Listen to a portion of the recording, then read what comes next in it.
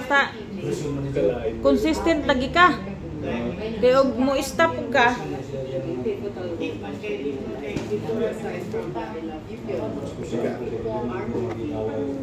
Kaya po kuan. 1,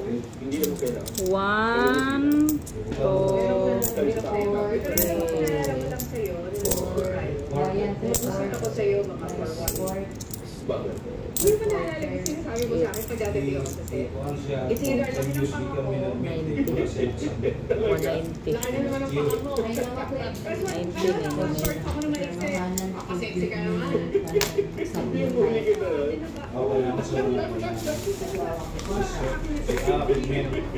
Ano ba yung bisita kami yung ano sinabi ni Ina? May masabi mo ang speaker? Seryo, tingin pala na. Ang yung mga pinasa.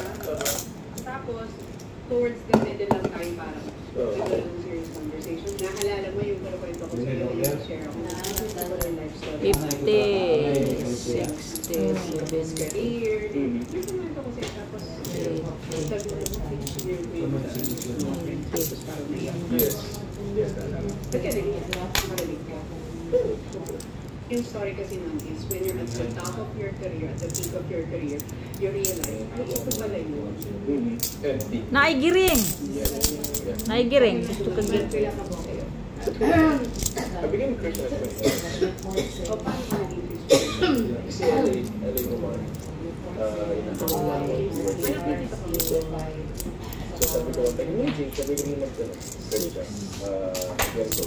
Kapag kasi, Sabi ko, Tulo.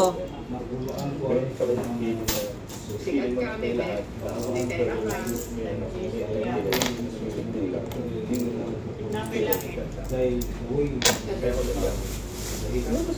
Kapagod lagi ko kay wa naman ko wa naman ko naka lugar ganina kay nang laba lagi ko. Okay. Di gabi gikuha ni Jonathan. Wala lang gud ako gibungkag wa. Emotional ka nga. Yung mga nangyayari sa'yo. Hindi, pero na-realize ko, nung sinabi mo yun, kasi siguro wala akong ganang mag-work in time. very 14, 12, 37. Siguro midline. Papa ni nagkuan ba kay Kuya? Nararamdaman mo na kung meaning ng buhay kasi pag ginagawa ito. Tapos sinabi mo yun Swan song. It was gonna be my last. So I thought, at that time, nagdaan sa States. Bought a house. Mo ganing. Mungita di ko extra kay wala ya oy. 2 4 6 Kag beron mo. Beron mo. sabi ko may party mo na kilig mo Aw. Milestone ng buhay. Changed the trajectory of my life and my career after. ikaw milestone for me coming in your circle. Magpasinsiyon ta ko ni ma'am. Inya kay naghan mo to iya 3 mil man. 3 mil man ang iya.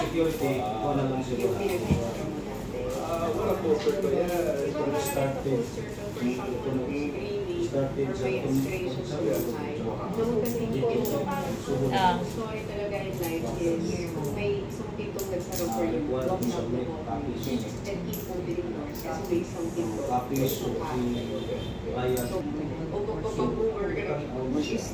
So nakakalaman?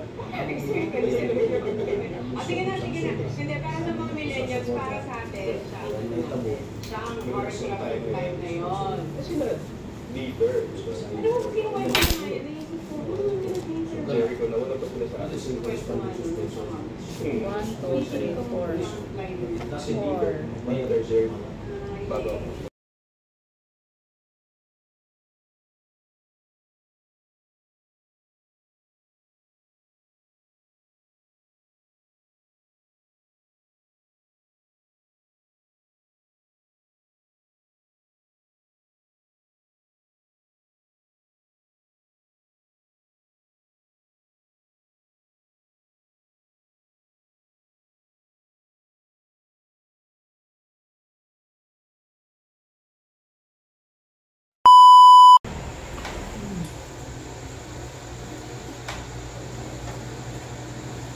Hindi, palit pa gani kong kuan.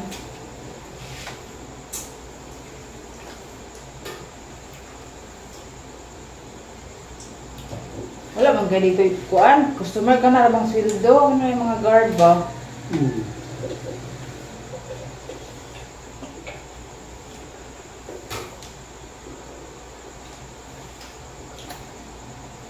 Ito sa kumputeran. Oo. Ang mga bata. Hello guys, good evening everyone. Tonight is January 11 guys, Sabado ng gabi guys.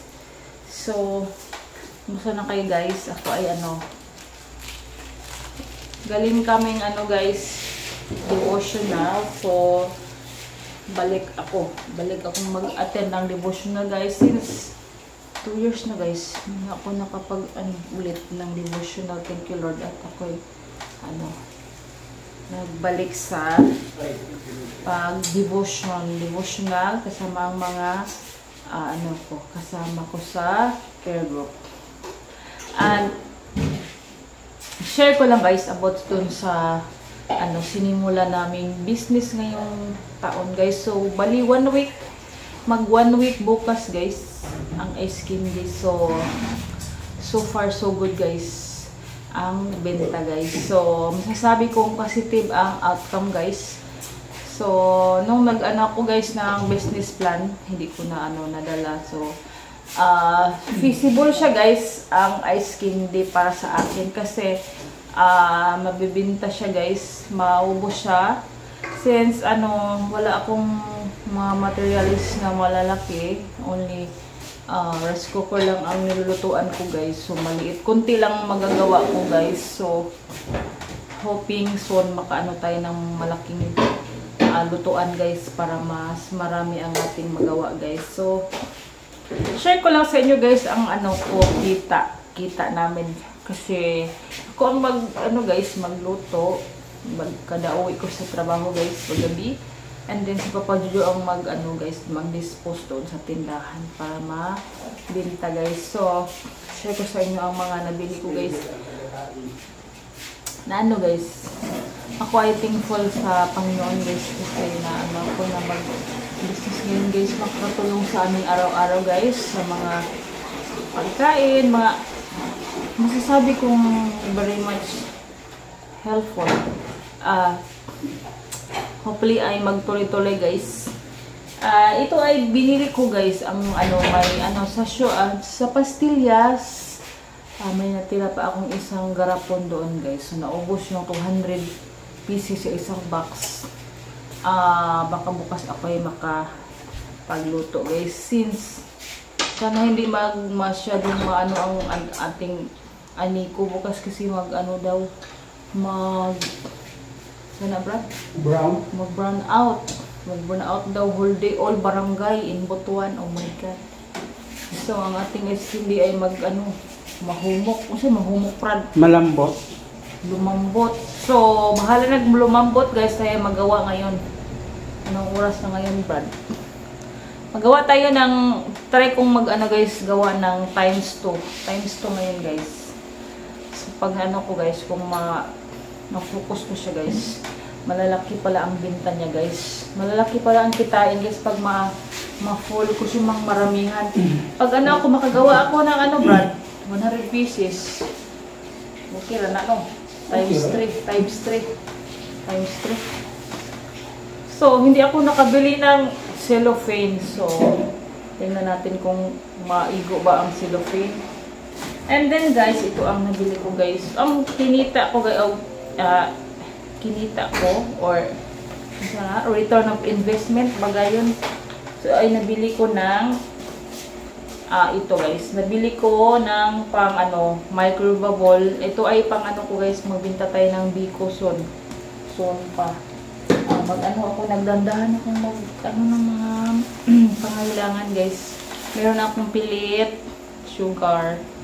Kulang na lang is yung lagayan saka yung niyog. And then nakabili ako ng 1 kilong red rice ko guys kasi mayroon pa namang 10 kilos na bigas sila ni Papa Jojo yung ano, mga regalo sa simbahan saka sa panapanalo ng Llanos sa reunion.